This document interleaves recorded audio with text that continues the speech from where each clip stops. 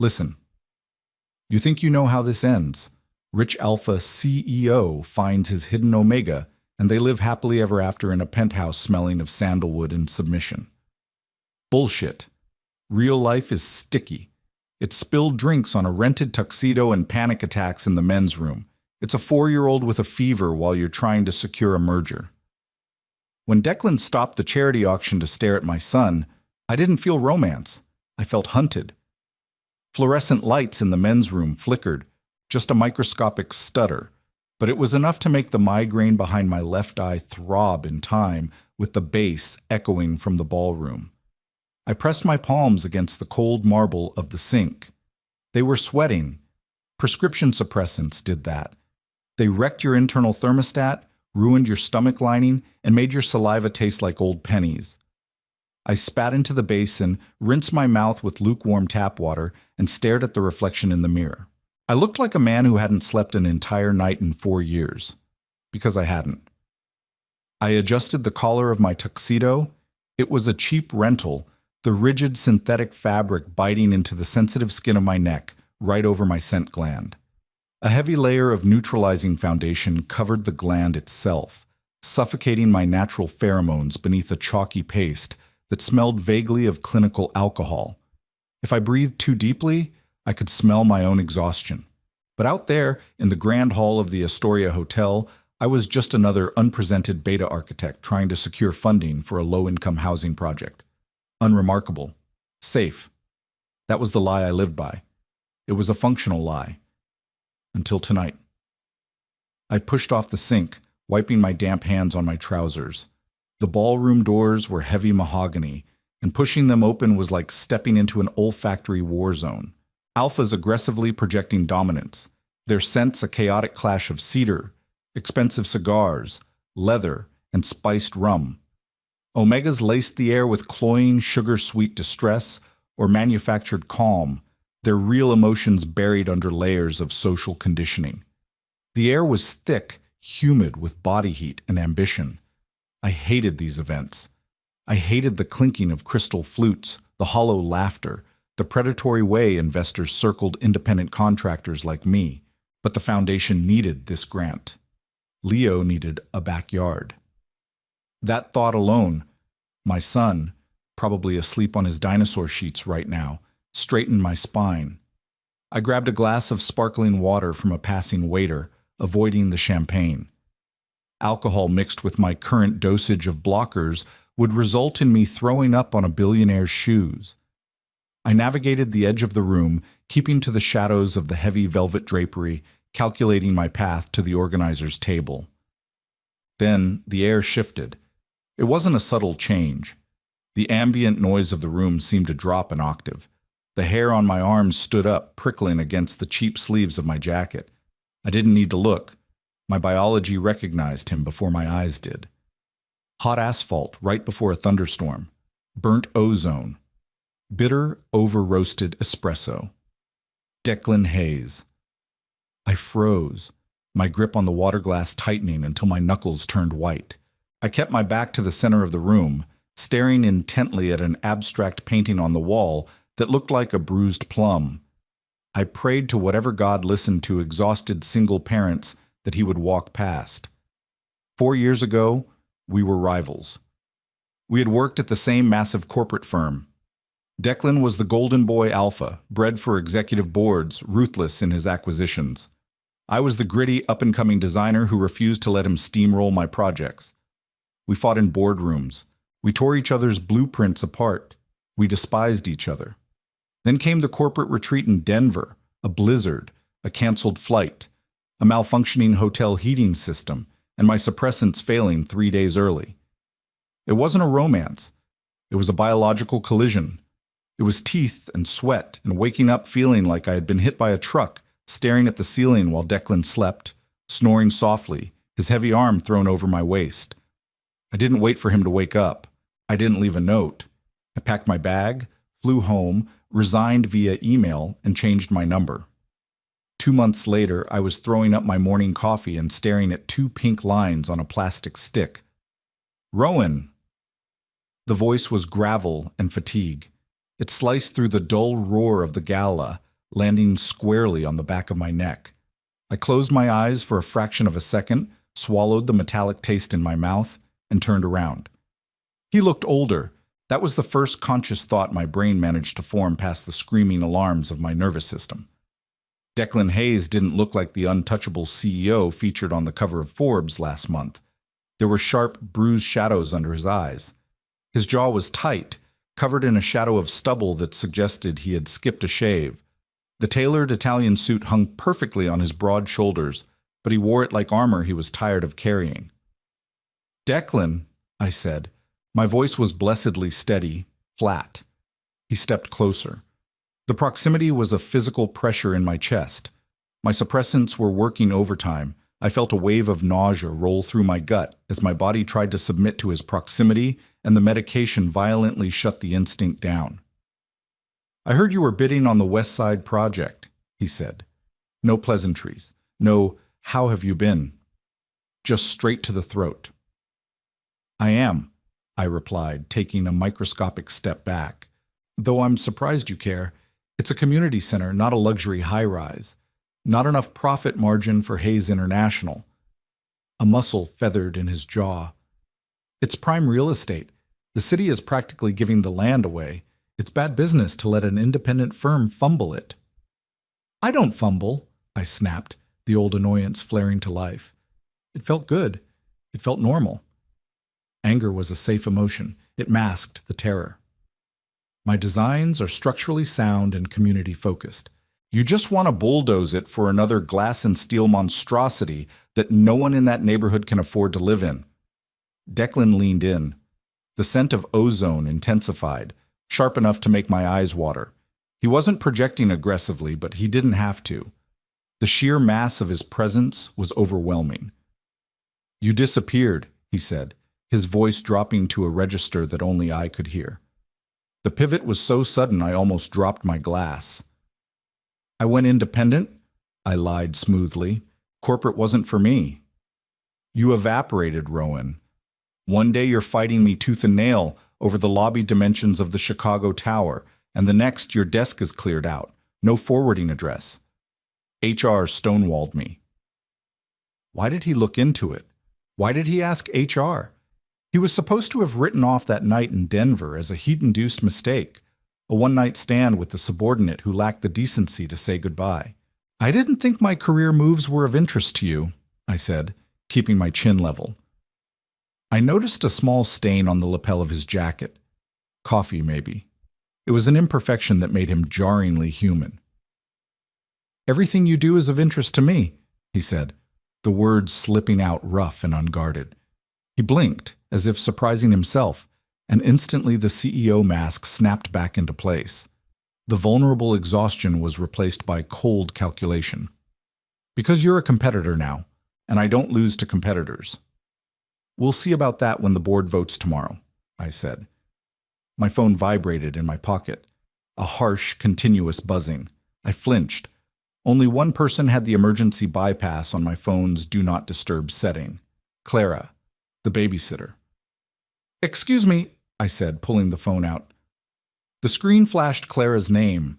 My heart plummeted into my stomach, heavy as a stone. Declan narrowed his eyes. "Running away again?" "I have to take this," I muttered, turning my back on him. I didn't care how it looked. I practically jogged toward the velvet-lined hallway leading to the cloakrooms, swiping the screen to answer. "Clara, what's wrong?" "Mr. Davis, I am so sorry." Clara's voice was high-pitched, trembling with panic. Behind her I could hear the roar of traffic.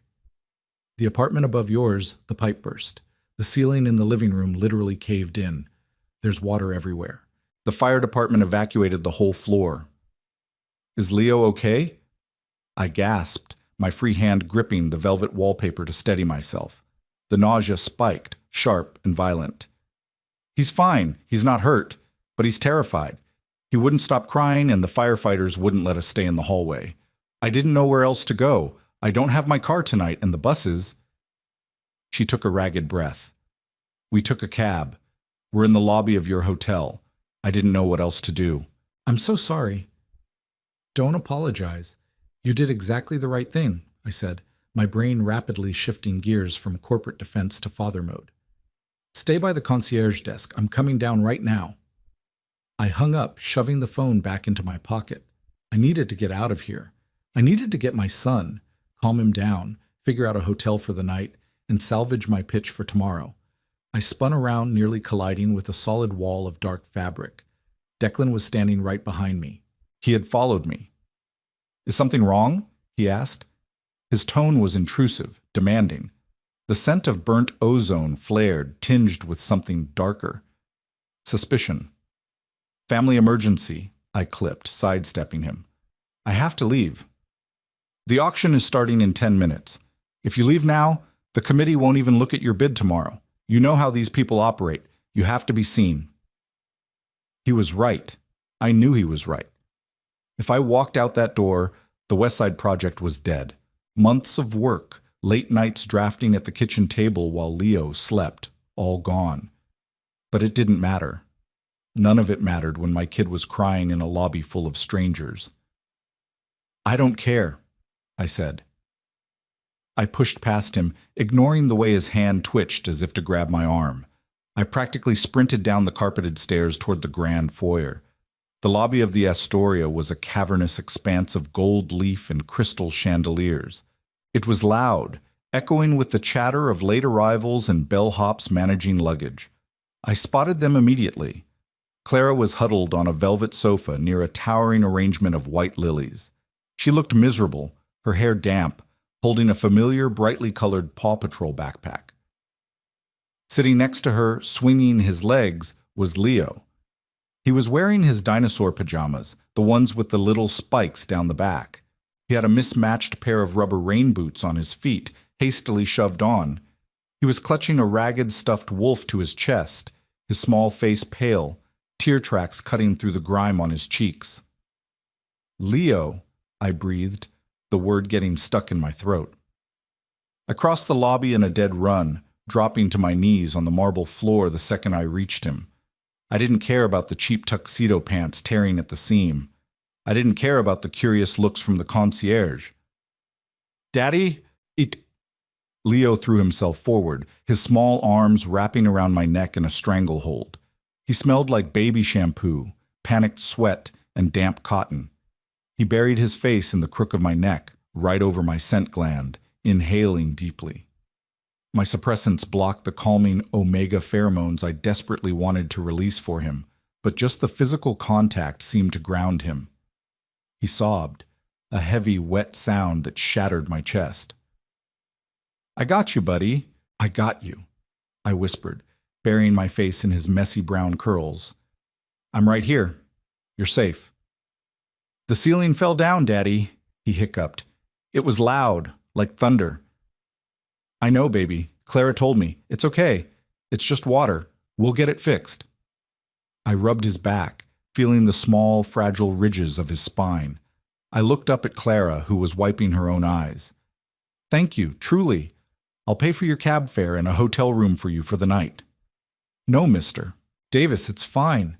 My sister's coming to pick me up. She just texted," Clara stammered. I didn't want him to be alone." "You did good," I assured her, standing up and lifting Leo with me. He was getting heavy for 4, his legs wrapping around my waist, his head still tucked under my chin. I needed to think. I needed to book a room here at the Astoria for the night. I couldn't drag him back to a flooded apartment. I reached for my wallet. "Rowan." The voice didn't come from behind me. It came from the sweeping marble staircase leading down from the mezzanine. I froze. Every muscle in my body locked up. I turned my head slowly. Declan was standing halfway down the steps. The auction was supposed to be starting. He should be in the ballroom, taking his seat at the VIP table, schmoozing the mayor. Instead, he was standing on the stairs, completely still, his eyes locked on me. No, not on me. On the boy in my arms. The lobby noise seemed to mute itself. The clinking of luggage carts, the murmur of voices. It all faded into a dull, rushing static in my ears. Leo shifted in my arms, turning his head to look at the man on the stairs. I couldn't breathe. I literally forgot how to draw oxygen into my lungs. Because looking at them, framed in the harsh, expensive light of the chandelier, it was undeniable. It was the nightmare I had meticulously buried under years of routine and exhaustion. Leo had my brown curls. He had my stubborn chin. But his eyes, they were sharp, striking, and a very specific shade of storm cloud gray. They were eyes that belonged on a Forbes cover. They were eyes that commanded boardrooms. They were Declan's eyes. Declan descended the rest of the stairs slowly. He didn't look like a CEO anymore. He looked like a man who had just watched a building collapse. His face was devoid of color.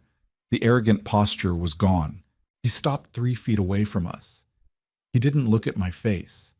He didn't look at the ruined knees of my trousers. He looked at Leo. Leo stared back, blinking slowly, his tears drying. He clutched his stuffed wolf tighter against my chest.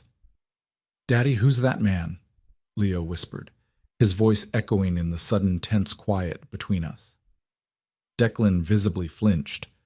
The word daddy hit him like a physical blow. He looked up at me finally. The stormy gray of his eyes was wide, frantic, searching my face for a lie, for a joke, for anything that made sense. He looked at the timeline. He did the math. I could see the exact second the realization slammed into his ribcage. 4 years ago, the retreat in Denver, the sudden disappearance. The scent in the lobby changed. The bitter ozone was suddenly suffocating, laced with something raw, wild, and terrified. It was the scent of an alpha realizing he had a pup. "Rowan," Declan breathed. His voice was cracked, shattered. He took a half step forward, his hand raising slightly, trembling. "Don't," I said. My voice was a low, feral warning. I took a step back, pulling Leo tighter against me, shielding him. My heart was hammering so hard I was sure Leo could feel it against his own chest. "Is he—" Declan choked on the words. He swallowed hard, his throat working. "Is he mine?" The question hung in the air, heavy and damning. I looked at the man who had ruthlessly tried to destroy my career, the man whose bed I had fled in a panic, the man whose DNA was currently wrapped around my waist wearing dinosaur pajamas. I didn't owe him the truth. I owed him nothing. But the lie wouldn't survive the gray eyes staring back at him. I chewed the inside of my cheek until I tasted blood, iron mixing with the bitter penny taste of my suppressants. "We're leaving," I said coldly, turning toward the front doors, ignoring his question entirely. "No." The word wasn't a corporate command. It was a desperate plea. Suddenly, the heavy glass doors of the ballroom upstairs banged open. The sound cracked like a gunshot through the lobby. A sharply dressed event coordinator leaned over the mezzanine railing. "Mr. Hayes," she called out, her voice frantic. "Mr. Hayes, the gala. The auction is starting. They're waiting for you to make the opening remarks." Declan didn't even look up. He didn't blink. He kept his eyes fixed on my face, then down to Leo's small, rain-booted feet dangling against my hip. "Tell them to wait," Declan said, his voice terrifyingly quiet, never breaking eye contact with me. "Sir, the mayor is—" "I said tell them to wait," Declan roared, the alpha command in his voice finally snapping loose. It rattled the glass in the chandeliers. Several people in the lobby gasped and stepped back. Leo whimpered, burying his face in my neck again. Declan instantly recoiled, his face crumpling in horror at the sound of the child crying. He took a deliberate step back, holding his hands up in a placating gesture, fighting to reel his scent and his volume back in. "I'm sorry," Declan whispered, his eyes entirely focused on Leo's buried head. "I'm sorry. I didn't mean to scare you." He looked back at me, the arrogance stripped away, leaving only a desperate, unanchored man. "Rowan, please don't walk out that door. Not again." I stood there in the lobby, the cheap fabric of my suit scratching my neck, my stomach burning from medication, holding the center of my entire universe in my arms. I looked at my greatest rival, who had just stopped a multi-million-dollar gala to stare at a child in dinosaur pajamas. He knew. The secret was out. The life I had built was entirely, irreversibly compromised. And as I stood there, looking into those desperate gray eyes, I realized the hardest part wasn't going to be fighting him in a boardroom. The hardest part was going to be figuring out how to survive him everywhere else. Cold marble seeped through the thin soles of my rented dress shoes.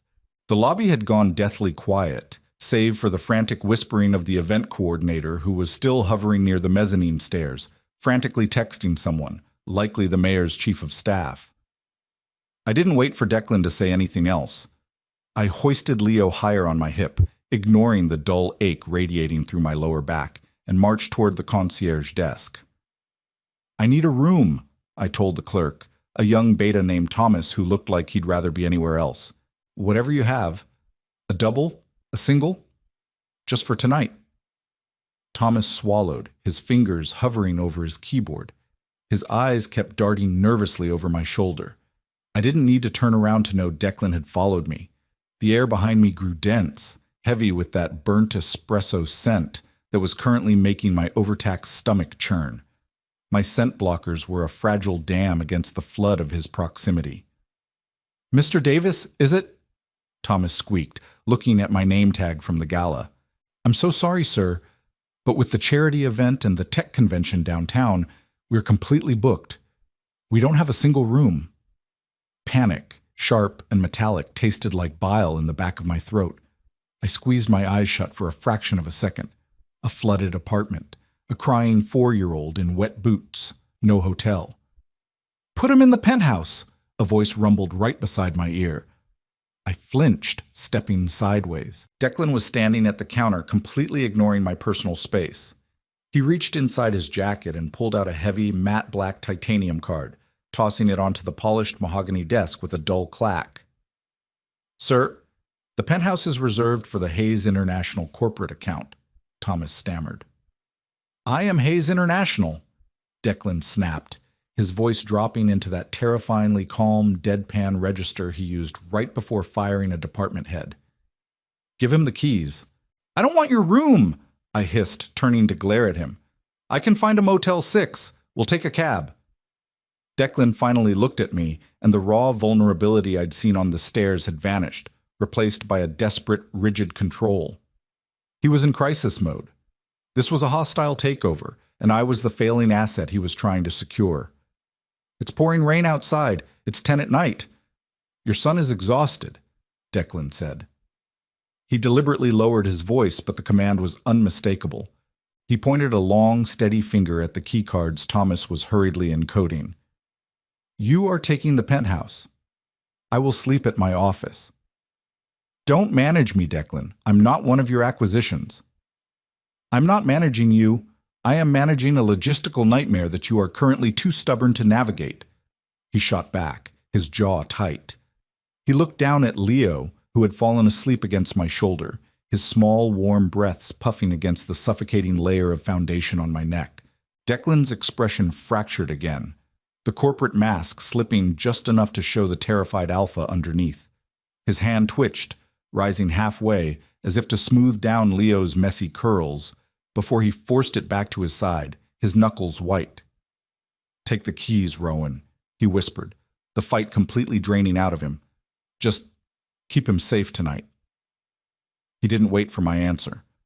He turned on his heel and walked out the grand front doors of the hotel, disappearing into the torrential rain without a coat, leaving the black titanium card sitting on the counter. I stared at the card. I hated him. I hated his money, his certainty, and his stupid wide shoulders. "Here are the keys, Mr. Davis," Thomas said softly, sliding 2 plastic cards across the desk. I took them, because Declan was right. Leo needed a bed, and my pride wasn't going to keep him warm. The penthouse was obscene. It smelled like expensive air purifier and untouched luxury. I didn't turn on the main lights. I stripped Leo out of his damp dinosaur pajamas, wrapped him in an oversized, ridiculously plush bathrobe, and tucked him into a king-sized bed that felt like sleeping on a cloud. He didn't even stir. I didn't sleep. I sat in an armchair by the floor-to-ceiling window, staring down at the slick, rain-washed streets of the city, nursing a glass of tap water. My suppressants were wearing off. the heavy chalk on my neck cracking as it dried. My natural scent, something muted like dried thyme and old paper, was starting to leak through the pharmaceutical barrier. Tomorrow morning, I had to walk into a boardroom and ask the city committee for $3 million to build the Westside Community Center. And tomorrow morning, Declan Hayes was going to be sitting at the head of that table. Fluorescent lights in the municipal building were unforgiving. They hummed with a low-grade electrical buzz that vibrated perfectly with the migraine expanding across my forehead. I stood in the men's room, gripping the edge of a cheap porcelain sink. It was a pathetic mirror of last night. I had scrubbed the remnants of yesterday's scent blockers off my neck with hotel soap, leaving the skin over my gland raw and pink. I applied a fresh layer of foundation, slathering it on thicker than usual. I popped 2 extra suppressants, ignoring the warning label on the bottle. I couldn't afford to slip today. I couldn't afford to smell like a distressed Omega. I needed to smell like nothing, like concrete and blueprints. Clara had picked Leo up from the hotel an hour ago, bless her. He was currently watching cartoons in her sister's dry apartment. My son was safe. Now, I just had to save my career. I adjusted my tie, my own this time, a faded navy blue that had seen better days, grabbed my leather portfolio, and walked out into the corridor. The city planning boardroom was a cavernous space lined with faux wood paneling and smelling of stale coffee and bureaucratic despair. 6 committee members sat along one side of a massive oval table. At the far end, sitting with his back to the window, was Declan. He was wearing a different suit, charcoal gray, sharp enough to cut glass. He looked rested, which pissed me off immensely. He probably had an entire team of assistants who fetched him espresso and pressed his shirts while he slept on a leather sofa in his corner office. When I walked in, his eyes locked onto me. The gray was stormy, unreadable. The room was large enough that I couldn't smell him over the cheap cologne of the city councilman, but the phantom scent of burnt ozone flared in my memory anyway. "Mr. Davis," the committee chairwoman, a stern alpha named Peterson, barked, "You have 15 minutes. Walk us through the West Side proposal."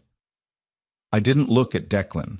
I unzipped my portfolio, handed out the glossy architectural renderings, and walked to the front of the room.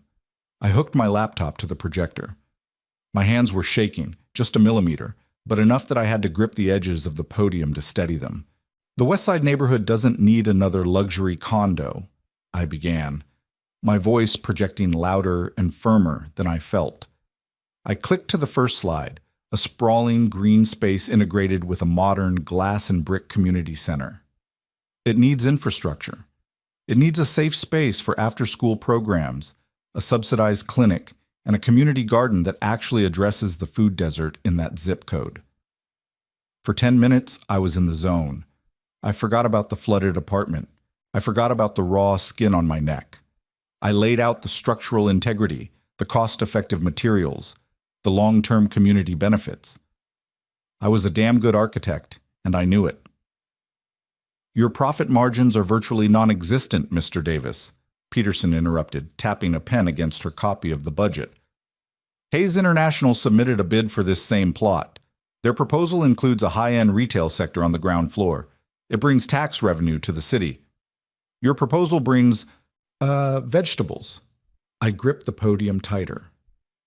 "My proposal brings stability to a neighborhood that has been systematically ignored for 2 decades. Tax revenue means nothing if you displace the entire population currently living there to achieve it." "Idealism doesn't pay for concrete, Mr. Davis," Declan said. His voice was a physical weight in the room. Every head turned toward him. I finally looked at him. He was leaning back in his leather chair, a gold pen twirling lazily between his fingers. He looked like the apex predator of the corporate food chain. But his eyes, they were burning. There was a manic intensity in them, a desperate need to engage, to push, to test my boundaries. "Hayes International can guarantee completion under budget," Declan continued, his gaze never leaving mine. "Your firm is independent, a one-man show. What happens if you run into supply chain issues? What happens if you get distracted by personal matters?" It was a low blow, a filthy, calculated strike aimed directly at the secret we were both currently keeping from the room. My blood ran cold, and then it boiled. My personal matters, I said, my voice dropping to a low, dangerous octave, have never prevented me from delivering a structurally sound, highly functional design. I don't build glass towers that sit empty while foreign investors use them as tax shelters, Mr. Hayes. I build places where people actually live. The room went dead silent. You could hear the projector humming, calling out the flagship business model of the city's biggest investor was career suicide. Declan stopped twirling the pen. He leaned forward, resting his elbows on the table. The corners of his mouth twitched, an incredibly micro expression of, was that pride? The structural integrity of your cantilevered roof over the gymnasium, Declan said, completely changing the subject, his tone suddenly clinical. You're using reinforced mass timber instead of steel. Why? I blinked, thrown off balance by the pivot. It's sustainable. It reduces the carbon footprint of the build by 40%, and locally sourced timber cuts transportation costs, which offset the higher material price. For the next 5 minutes, Declan grilled me. Not on the budget, not on the profit margins, on the math. He attacked the load-bearing calculations, the HVAC integration, the natural light optimization, and I fought back. I defended every beam, every window, every inch of my design. We were practically shouting over the table, ignoring the committee members entirely. It was exactly like it used to be. The intellectual sparring, the aggressive push and pull, the absolute certainty that he was the only person in the room who actually understood my work well enough to tear it apart. Time is up, Peterson interrupted loudly, banging a hand on the table. We have other presentations. Thank you, Mr. Davis. The committee will inform you of our decision by Friday. I snapped my laptop shut, my chest heaving. The adrenaline crash hit me instantly, leaving me dizzy. I shoved my renderings back into my portfolio, zipped it, and walked out of the room without looking back. I made it down the hallway, pushed through the heavy doors into the stairwell, and collapsed against the cold cinder block wall. I closed my eyes, pressing the heels of my hands into my eye sockets until I saw stars. The heavy metal door of the stairwell opened and clicked shut. The heavy, suffocating scent of burnt ozone filled the enclosed space. You're an idiot, Declan said. I opened my eyes. He was standing on the landing, one hand resting on the metal railing. In the harsh fluorescent light of the stairwell, he didn't look like an apex predator anymore. He just looked desperate. Get away from me, Declan. I pushed off the wall, turning to head down the concrete stairs. He moved faster than a man his size had any right to. He stepped into my path, not touching me, but completely blocking my exit. Up close, I could see the faint purple bruising under his eyes. He hadn't slept either. You insulted the committee, he said, his voice a low, vibrating growl. You practically called them corrupt to their faces. I told them the truth. If you want to bulldoze a neighborhood, go ahead and buy them off. I don't care. I don't care about the West Side Project, Declan yelled.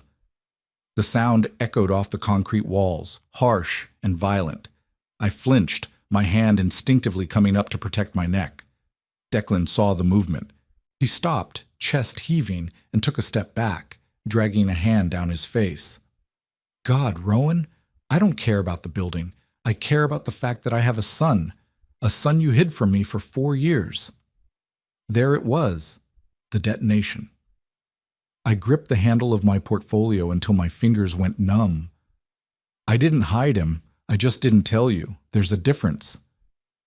A technicality, Declan sneered, the corporate shark resurfacing because it was the only way he knew how to fight. You vanished. You falsified HR records to cover your forwarding address. You stole my child.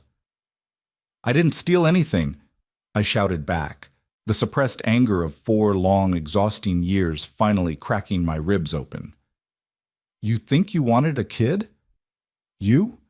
The golden boy of Hayes International? You were working 90-hour weeks, firing people who took sick days. You didn't even know my last name until we were put on that Denver project together. It was a one-night stand, a biological accident. You think I was going to ruin my life and tie myself to a ruthless, emotionally bankrupt alpha who only sees people as assets? He has my eyes, Rowan. Declan's voice cracked. The anger vanished, replaced by a hollow, devastating grief. I looked at him in that lobby, and I saw my own ghost staring back at me. Do you have any idea what that did to me? Do you have any idea what it did to me? I countered, my voice shaking. I stepped forward, poking a finger hard into his expensive chest. To wake up alone? To puke my guts out for 3 months while trying to start a business? To sit in a hospital room by myself holding a screaming infant? I built a life for him, a safe, quiet life. And you don't get to just waltz in here with your black credit cards and your Forbes covers and claim ownership. Declan caught my wrist. His grip wasn't painful, but it was absolute. His hand was incredibly warm, his thumb brushing over my pulse point. I'm not claiming ownership. I'm claiming paternity, he said, his voice dropping to a terrifyingly calm whisper. My lawyers are drafting the paperwork right now. I froze. The air left my lungs. Lawyers, I repeated, the word tasting like ash. I want joint custody. I want him in my life. I want to know what his favorite color is and what he eats for breakfast and why he wears dinosaur pajamas. Declan's eyes were wet, entirely unhinged. And if you try to run again, Rowan, I will freeze your assets. I will bury your firm in injunctions, and I will drag you through a court system that favors men with my kind of money until you have nothing left. He let go of my wrist and stepped back. I stared at him. I had expected anger. I had expected a fight. I hadn't expected him to nuke my entire existence before lunch. You're a monster, I whispered, the nausea returning full force. Declan's jaw clenched. He adjusted his cuffs, his face sliding back into the impenetrable mask of the CEO. No, Rowan, Declan said coldly, pushing open the stairwell door to leave. I'm a father, and you're going to have to learn to live with that. Legal documents smell like bleached pulp, hot printer toner, and intimidation. They don't smell like family. 72 hours after the stairwell incident, a courier practically shoved a thick manila envelope into my chest as I was hauling groceries up the stairs to the temporary rental I'd secured. The flooded apartment was gutted. My life was gutted. I dumped the bags on the counter, ripped the envelope open, and stared at the letterhead. Bennett, Hughes, and Carmichael, the most vicious family law firm in the state. Declan wasn't bluffing. He had filed for joint physical custody, legal rights, and a paternal DNA test, though the language heavily implied the test was a formality. Attached was a temporary visitation schedule, demanding supervised visits beginning immediately. I sat on the cheap laminate floor of my temporary kitchen, a bottle of apple juice rolling against my knee, and I cried. It wasn't a pretty cinematic cry. It was a humiliating, snot-nosed, chest-heaving breakdown. I had spent 4 years building a fortress around my son, brick by exhausting brick, and Declan Hayes had just driven a tank right through the front gate. Saturday morning, the air was unseasonably cold, carrying the sharp bite of impending frost. We agreed to meet at a neutral location, not my rental, not his penthouse, a public park in a middle-class suburb, wedged between a busy intersection and a strip mall. I dressed Leo in a heavy yellow puffer jacket that made him look like a brightly colored marshmallow. I wore an oversized wool sweater, specifically chosen because it swallowed my frame and hid the fresh layers of scent-blocking foundation plastered to my neck. My stomach was a knot of battery acid and cheap black coffee. Declan was already there. He was standing by the chain-link fence bordering the swing set, looking like a glitch in the Matrix. He wore a navy wool cashmere overcoat custom-tailored over a dark turtleneck. His shoes were polished Italian leather. In a park littered with crushed juice boxes, peeling wood chips, and exhausted parents in sweatpants, he stood out like a lighthouse. I took a deep breath, squeezing Leo's small, sticky hand. Okay, buddy. Remember what we talked about? Leo looked up at me, his gray eyes, those eyes, wide beneath a knitted beanie. I'm meeting the man from the big house with the stairs. Right. Declan, he's a friend of mine from a long time ago. He wanted to say hi. We walked across the damp grass. Declan's head snapped toward us before we were even within 20 feet. His posture went rigid. He didn't step forward. He waited, his hands shoved deep into his coat pockets, his jaw locked so tight I could see the muscle twitching from across the playground. "Rowan," he said, his voice clipped. "Declan." I didn't offer my hand. Declan looked down. He swallowed hard. The absolute terror in his eyes was almost jarring. This ruthless executive, a man who regularly dismantled multi-million-dollar corporations before lunch, was visibly trembling at the sight of a 4-year-old in a yellow coat. "Hello, Leo," Declan said, his voice dropping to a gravelly whisper. Leo blinked. He let go of my hand, took one step forward, and tilted his head. "You don't have a hat. You're going to get a brain freeze." Declan let out a sound that was half gasp, half laugh. It was a broken noise. I forgot my hat. You're right. That was careless of me." "I have a dinosaur on my hat," Leo offered, pointing to the embroidered triceratops on his beanie. "I see that. It's a very fierce dinosaur." Declan slowly crouched down, ignoring the damp grass soaking into the hem of his expensive coat. He was trying to make himself smaller, less imposing, but it was impossible. He was a massive alpha, and his natural scent, even suppressed, was thick. I crossed my arms, my nails digging into the sleeves of my sweater. I was watching a predator try to feed a baby bird. "Do you like the swings, Leo?" Declan asked, pointing a hesitant finger toward the rusted play structure. "I can go super high, higher than Daddy," Leo declared proudly. He looked back at me for permission. I gave a tight, reluctant nod. Leo took off running toward the swings. Declan stood up, wiping damp earth off his knee, and looked at me. "Thank you," he said. The arrogance was completely stripped away. "Don't thank me. Thank your lawyers," I replied, my tone flat, refusing to give him an inch.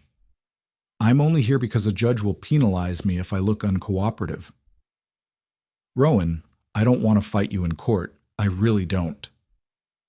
Declan walked beside me as we moved toward the play area, keeping a safe distance. "I drafted the paperwork because you were going to run. You know you were." "I was going to protect my son from a man who uses people like chess pieces," I snapped, keeping my voice low so the other parents wouldn't hear. "He's my son too," Declan fired back, the territorial alpha instinct flaring for a split second before he wrestled it down. He took a ragged breath, squeezing his eyes shut. "I'm trying, Rowan. I don't know how to do this. I don't know what 4-year-olds eat. I don't know what they play with. I spent the last 3 nights reading child psychology books until my eyes bled." That stopped me. I looked at him. The dark circles under his eyes were bruised and heavy. He looked exhausted. He looked like I felt every single day. "He likes apple juice, but only the kind in the green box. If you give him the yellow box, he'll throw it," I said quietly, staring straight ahead at Leo, who was currently struggling to climb into a swing. "He's allergic to synthetic red dye. It makes him hyperactive, and then he crashes and cries for 2 hours. He hates loud noises, especially sirens. And he sleeps with a stuffed wolf named Barnaby, and if Barnaby gets washed and doesn't smell right, no one sleeps." Declan pulled a small leather-bound notebook and a pen from his inside pocket. He actually started writing it down. I stared at him in disbelief. "Are you taking notes?" "I'm gathering data," Declan muttered, scribbling frantically. "Green box apple juice. No red dye." He looked up, his expression deadly serious. "Does the wolf have a specific wash cycle?" A hysterical, entirely inappropriate bubble of laughter got stuck in my throat. I swallowed it down, tasting acid. "Cold water, air dry. But we try not to wash him unless there's a biological hazard." Declan nodded, writing biological hazard in his expensive notebook. "Daddy, push me!" Leo yelled from the swings. I started forward, but Declan put a hand out. He didn't touch me, just hovered his palm in the space between us. "Can I?" he asked. The vulnerability in his voice made my chest ache. It was a terrible, dangerous ache, I hesitated. Every instinct screamed at me to say no, to push him away, to keep the barrier intact. But I looked at Leo, swinging his legs, waiting. Push from the middle of his back, not too hard. If he says stop, you stop immediately, I instructed. Declan walked over to the swing set. He looked massive next to the small plastic seat. He placed his large, manicured hands gently against the back of Leo's yellow puffer coat and gave a small push. Leo giggled. More! Faster! I watched them for an hour.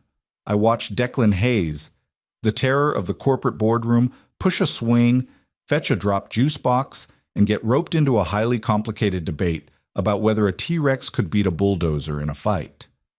The air between us didn't magically clear. I still hated him for the lawyers. I still resented his wealth. But as I watched him let Leo inspect his very expensive wristwatch, I realized something terrifying. He wasn't acting. He wasn't doing this for a PR stunt. He was completely, irrevocably terrified of failing this child. And for the first time in 4 years, I wasn't the only one. Winter arrived early, brutal, and unforgiving. By mid-November, the city was encased in a shell of gray slush and freezing rain. The West Side Project was still in bureaucratic limbo, the committee dragging their feet, undoubtedly terrified of angering either the local community activists or Hayes International. My temporary rental had drafty windows. I had taped plastic sheeting over the glass, but the cold crept in anyway, smelling of damp brick and exhaust fumes. It was 2 a.m. on a Tuesday when the cough started. It wasn't a normal cough. It was a harsh, barking sound that rattled in Leo's chest. I was out of bed before I was fully awake, stumbling down the dark hallway. Leo was burning up. His cheeks were flushed a deep, unnatural red, and he was thrashing under his dinosaur sheets, crying out weakly. "Hey, buddy, Daddy's here," I whispered, pressing the back of my hand to his forehead. It was like touching a radiator. Panic, familiar and sharp, seized my throat. I grabbed the digital thermometer from the bathroom. 103.4, I went into autopilot, children's ibuprofen, a cool washcloth on the back of his neck, pacing the living room with him in my arms, rubbing his back as he coughed until he gagged. By 4 a.m. his temperature hadn't dropped, and his breathing was sounding suspiciously wheezy. My phone was on the kitchen counter. I didn't have a car. The buses weren't running. Clara was at college. I stared at the screen. I had added his number 2 weeks ago, under the strict mandate of his legal team. I hovered my thumb over the contact name. Declan. I hated myself for pressing it. I hated my own helplessness. He answered on the second ring. His voice was gravelly, thick with sleep, but completely alert. "Rowan, is something wrong?" "Leo's sick," I said, my voice cracking. The exhaustion was finally breaking me down. "He has a fever of 103. His breathing is shallow. I don't have a car, and the pediatric urgent care is across town." There was no hesitation, no questions. "I'm on my way. Be downstairs in 10 minutes. He hung up. I bundled Leo in 2 blankets, grabbed his medical records, and rushed downstairs. The cold air hit my lungs like shattered glass. A sleek black SUV pulled up to the curb exactly 9 minutes later. Declan threw open the back door from the inside. He was wearing sweatpants and a rumpled Henley shirt. He hadn't bothered to comb his hair. I climbed into the back seat, clutching Leo. The car was a cocoon of aggressive heat and the faint natural scent of Declan's alpha pheromones. Under the stress of the moment, neither of us had bothered with blockers. My own scent, usually suppressed to nothingness, was spiking with distress. Burnt time, crushed paper, sour anxiety. Declan's hands gripped the steering wheel so hard the leather creaked. His scent flooded the car, heavy and thick. Ozone and espresso, but laced with something distinctly protective. The biological imperative of an alpha trapped with a sick pup and a distressed omega. It was suffocating, but perversely calming. My nervous system, which had been operating on high alert for 4 years, recognized the alpha projection as safety. My body betrayed my logic. My shoulders physically dropped an inch. We're going to Sinai, Declan said, his voice a low rumble. I already called ahead to the private pediatric wing. They have a room waiting. I can't afford a private wing, Declan, I snapped, defensive even now. Put it on my tab, he growled, swerving around a stalled delivery truck.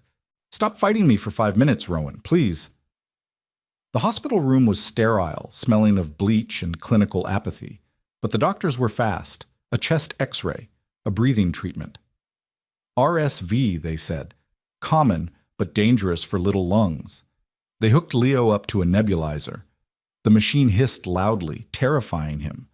Leo started to thrash, knocking the plastic mask away from his face, crying hysterically. No, I don't want it! Daddy! I tried to hold his hands down, feeling like a monster. Leo, baby, you have to. It's going to help you breathe. Let me, Declan said quietly. He stepped up to the other side of the hospital bed.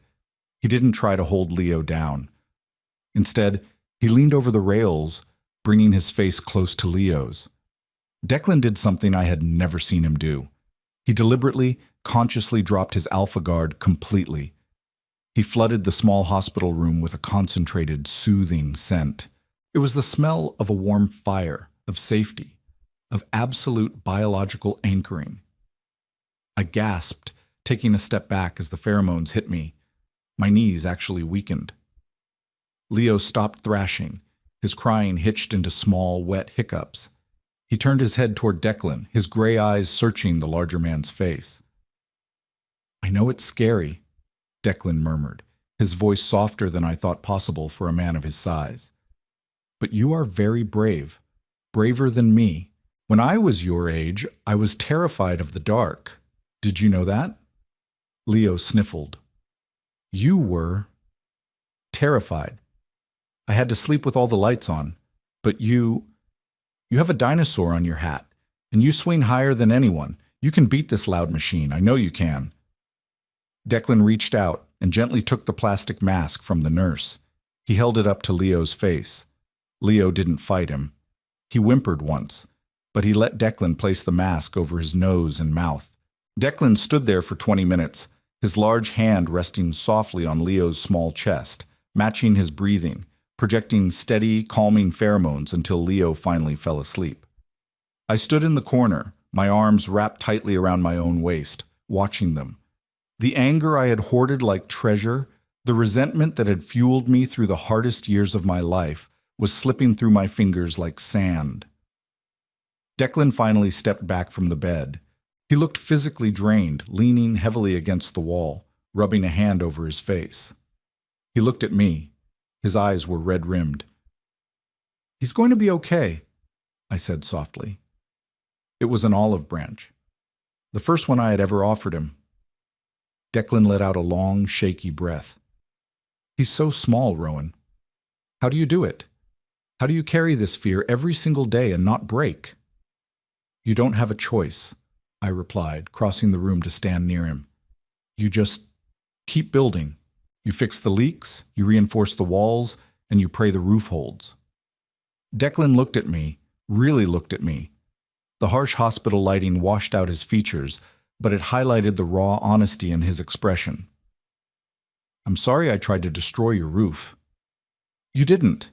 I looked down at my worn sneakers. You just pointed out the structural flaws. The air between us shifted. The bitter, aggressive ozone was gone, replaced by something tired and strangely warm. We were just two exhausted parents, smelling of hospital antiseptic and fear standing over a sleeping child. I'm dropping the custody lawsuit, Declan said quietly. My head snapped up. What? I'm firing Bennett and Hughes tomorrow, he said, staring at his shoes. I don't want to force you to hand him over to me. I don't want to be a court-mandated weekend. I want to earn it. If you'll let me. He was handing me the power back. All of it. I looked at Declan Hayes. I saw the arrogant CEO, the rival who had infuriated me, the alpha who had accidentally changed my life, and the man who had just used his pheromones to comfort my son instead of dominating a boardroom. I'll cancel the lawyers, I said, my voice thick. But you're still buying the green apple juice. Declan let out a wet, exhausted laugh. Deal! 3 weeks later, the snow in the city had turned to gray, unappealing slush. I walked into the municipal building, my boots leaving wet footprints on the cheap linoleum floor. I didn't wear a rented tuxedo this time. I wore a heavy wool sweater and corduroy pants. I had stopped wearing the heavy scent blockers on my neck. I just used a mild suppressant spray. It left a faint trace of my natural scent, dried thyme and old paper, in the air. I didn't care anymore. Let them smell me. The boardroom was just as oppressive as before. Chairwoman Peterson looked annoyed. The rest of the committee looked bored. Declan was already seated at the head of the table. He was wearing a sharp, tailored navy suit, but his tie was slightly loosened. When I walked in, his eyes found mine. He didn't glare. He didn't project dominance. He gave me a very small, very private nod. "Gentlemen," Peterson announced, shuffling a stack of papers, "we have reviewed both proposals for the West Side plot. Mr. Davis, your community center is socially commendable but financially disastrous for the city. Mr. Hayes, your retail complex is highly profitable, but the optics of displacing a local community garden are currently politically sensitive." She adjusted her glasses, looking between us like a tired school principal. "Therefore, the committee has decided to reject both bids." The room went dead silent. I felt the blood drain from my face. 4 months of work, late nights, missing Leo's bedtime, all for nothing. The West Side neighborhood would probably get sold to a chemical processing plant or a parking garage developer. I started to close my laptop, my chest tight with defeat. "Wait," Declan said. His voice didn't boom. It didn't demand.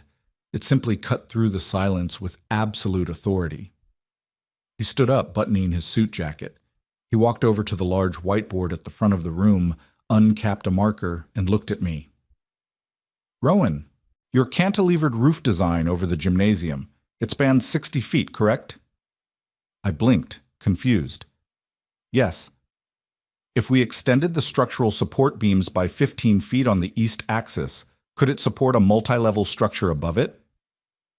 My architectural brain kicked into gear before my common sense could stop it. "Not with mass timber. You'd have to switch to steel reinforcement for the load-bearing walls. But yes, structurally it could support 3 additional stories." Declan turned to the committee. "Hayes International is withdrawing our original bid," he announced smoothly. "We are submitting a new joint proposal with Davis Architectural. Hayes International will fund the construction of the community center exactly to Mr. Davis's specifications on the ground floor. In exchange, the city grants us the air rights to build 3 stories of high-end commercial office space above it, structurally integrated into the center." Peterson stared at him. "A joint venture?" "A compromise," Declan corrected. He looked at me, a smirk playing at the corner of his mouth. "Mr. Davis gets his vegetables and his clinic. The city gets its tax revenue from the commercial offices above. And Hayes International gets a flagship sustainable building in an up-and-coming district." "Mr. Davis, do you agree to this partnership?" Peterson asked, looking at me skeptically. I looked at Declan. He was offering me a lifeline. More than a lifeline, he was offering me a multi-million-dollar contract with the biggest firm in the state. But it meant working with him. Every day. It meant boardrooms and arguments over blueprints and compromising on materials. It meant tangling our lives together, professionally and personally, in a way that couldn't be easily undone. I thought about the hospital room. I thought about him pushing the swing.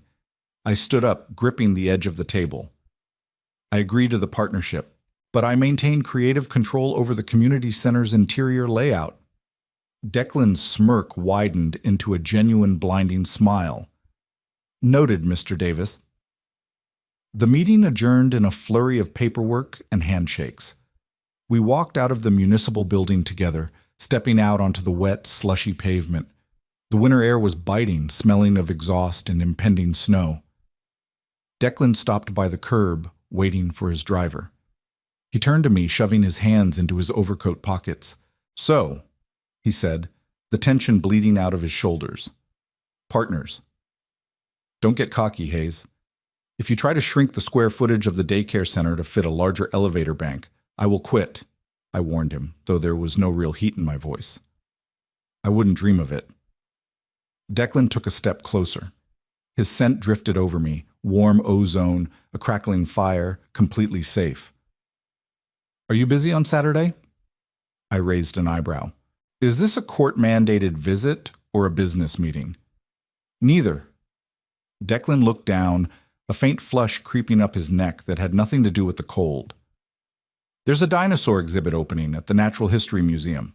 I bought 3 tickets. I figured maybe we could all go, together. I looked at this massive, terrifying alpha, this man who had turned my life upside down, broke it apart, and was now clumsily trying to help me put it back together. It wasn't a fairy tale. It was messy. It was going to be hard. We were going to fight over bedtimes and budgets and discipline. But as I looked into those storm cloud gray eyes, I realized I wasn't running anymore. Saturday works, I said softly. But you're buying lunch. Declan laughed, the sound bright and real in the cold winter air. I'll put it on my tab. And that's how it happens. You don't always get the fairy tale romance with the neat little bow.